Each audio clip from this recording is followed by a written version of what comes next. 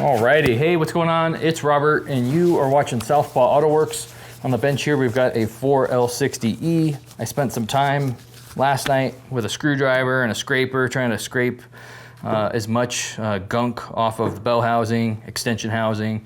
We've got the oil pan over here, and then of course the transmission case, and all of that. We wound up with a little pile of dirt here. I'm getting ready to actually haul this over to Andy's, where he's got a parts washer that he's kindly allowed me to run this stuff through so I don't have to clean it manually.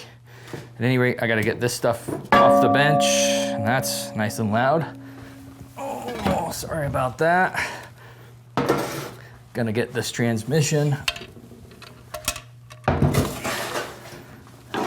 up onto the bench. And before I load it into the vehicle, I want to hit it with some brake cleaner, if I can find a rag. Hit it with some brake parts cleaner and wash the oil off of this thing. Just move my pile of dirt over here. It's like excavating or something here, huh? And then it's just trying to get some of this oil off. And you can see I'm pretty conserving with the brake cleaner because this stuff is not cheap.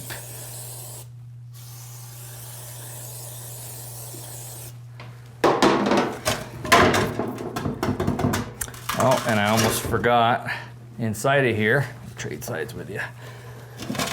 Inside of here, I've still got the piston inside the transmission case, and I need to blow that out right now because I don't want that in there when it goes through the parts washer. It can cause problems, and I already went to the trouble of getting the spring retainer and the snap ring out of there last night using this low reverse spring compressor tool. This one's actually homemade. More on that another time.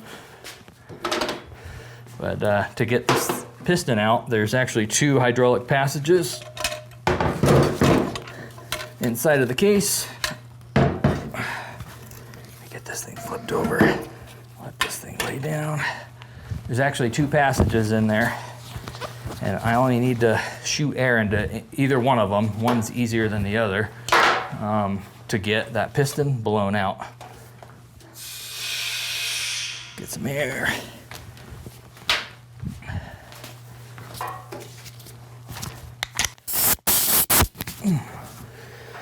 And we be shooting oil.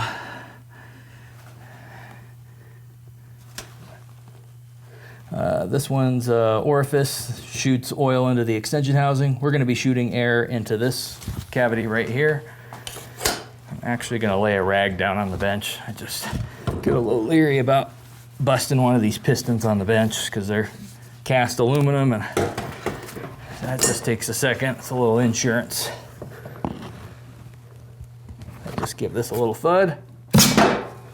Piston drops out.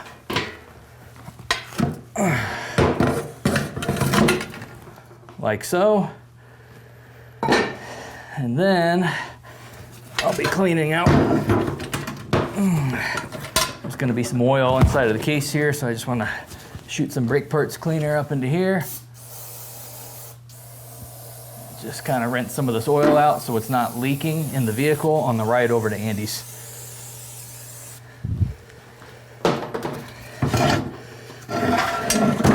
While that sits, we'll start loading up parts into the Jeep.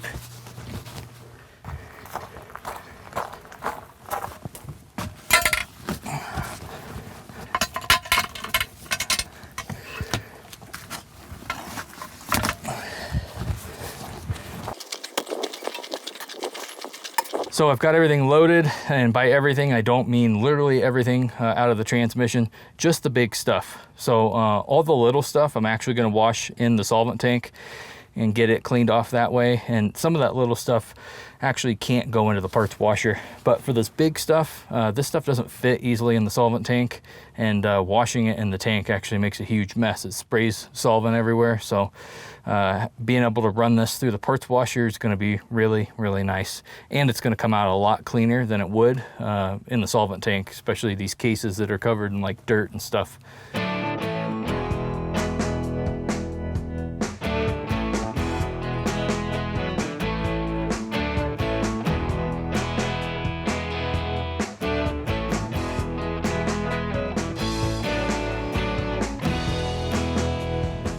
All right, so we're over at Andy's. Gotta get some gloves on. And I want to get this oil pan magnet. This thing's real nasty. I want to get it cleaned up. I forgot about doing that. And I got some socks here, my makeshift shop rags, just to wipe this down real quick so we don't dirty up Andy's parts washer with all this nastiness. Little piece of metal on there, which I'm gonna save. That's a little show and tell piece right there. All right, so that's done. Metal out. If I can pick it up. Of course, I forgot to bring my pocket screwdriver that's got a magnet on there. That'd be too helpful.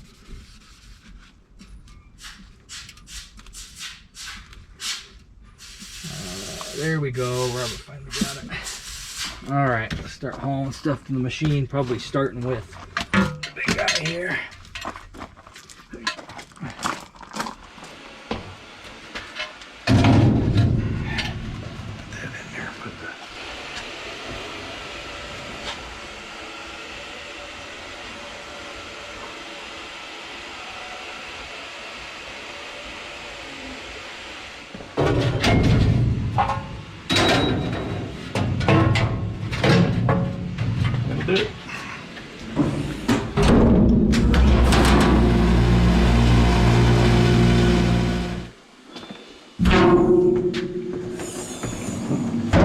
Transmission seems to be pretty good. Not bad for a first run. A little bit of stuff on there. Tail housing's good. Pan good. Some guy left a pan gasket on there. Easy removal now. No doubt. Servo cover. Oh yeah. Drip dry. Let's see what it takes to here.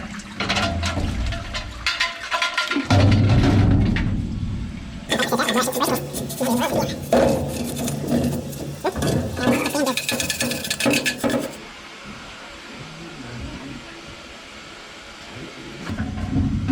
it. That's just casting. All right. Awesome. There it is. I'll get to blowing it off. Not bad for homemade. No doubt.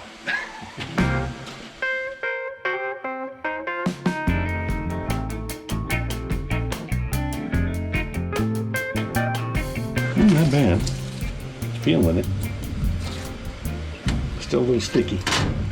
But it's a lot better than scraping it all. Oh God, right? Yep. Okay, most of that. Oh, we could probably just flip that bell housing around it again. I want to. Well, let's hit that with the brush here. Brush.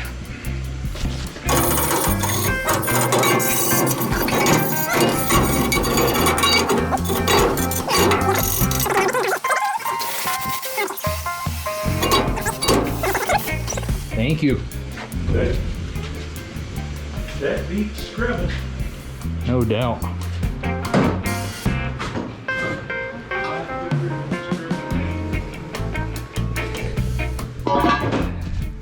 Man, look at that thing. As we get on this side so you can see. That's clean.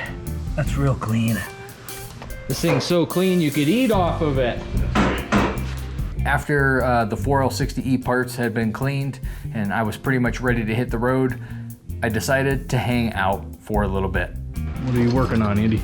We got a 400 here. We got a bolt-up yoke that doesn't want to come out of the back of the case.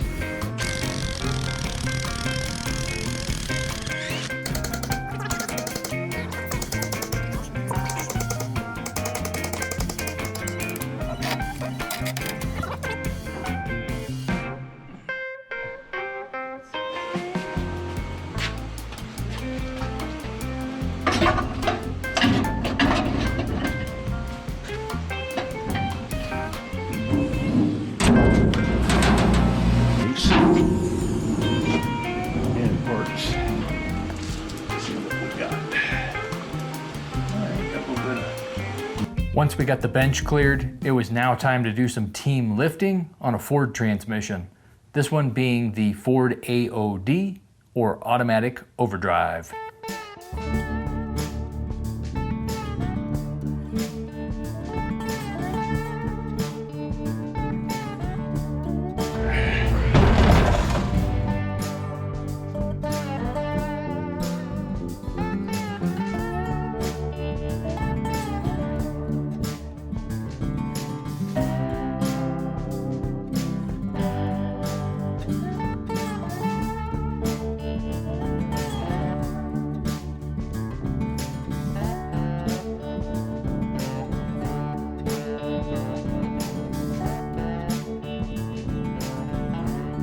Looks like somebody got it stacked together wrong, and it was just trying to cook this washer. There it is.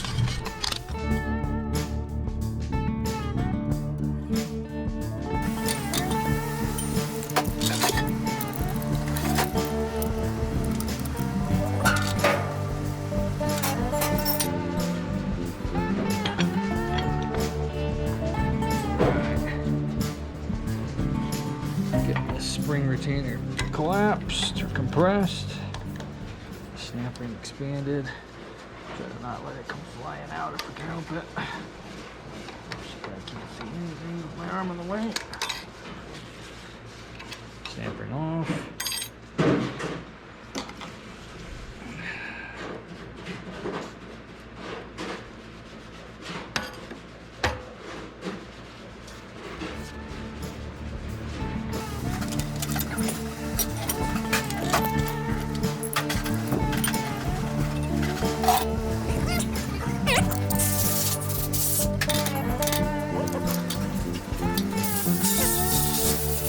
Another set of what appears to be low mileage clutches. Some friends dropped by with a classic ride that they're currently having some headaches with.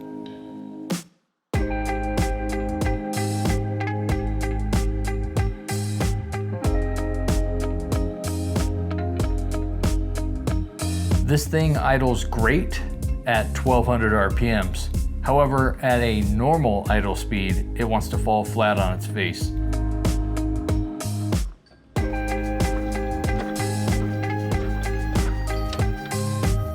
All right, do it again.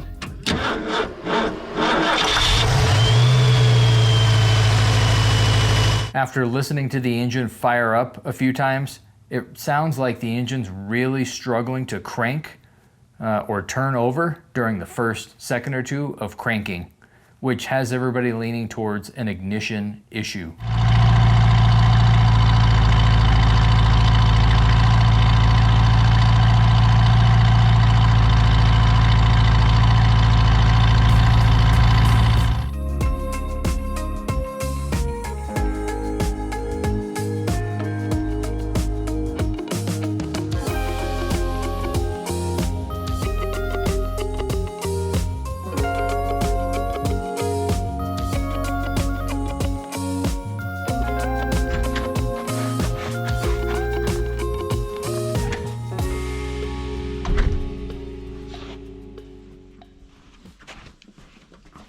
So I'm back in the lab with a very clean 4L60E case, as well as some other goodies.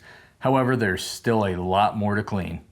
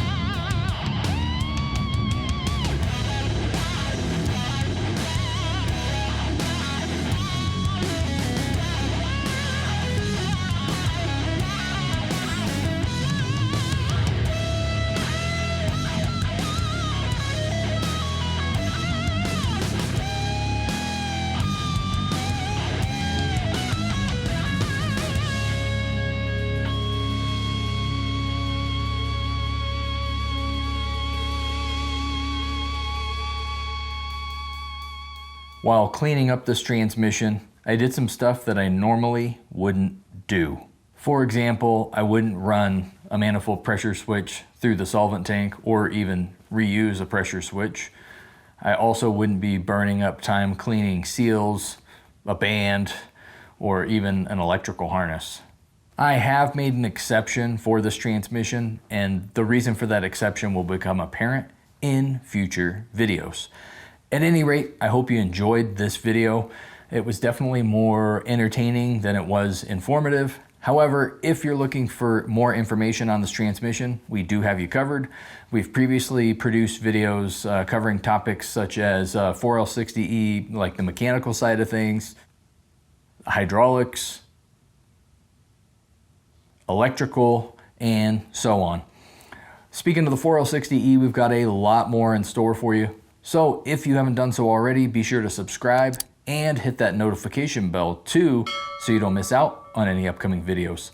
Once again, my name's Robert, and I will see you next time.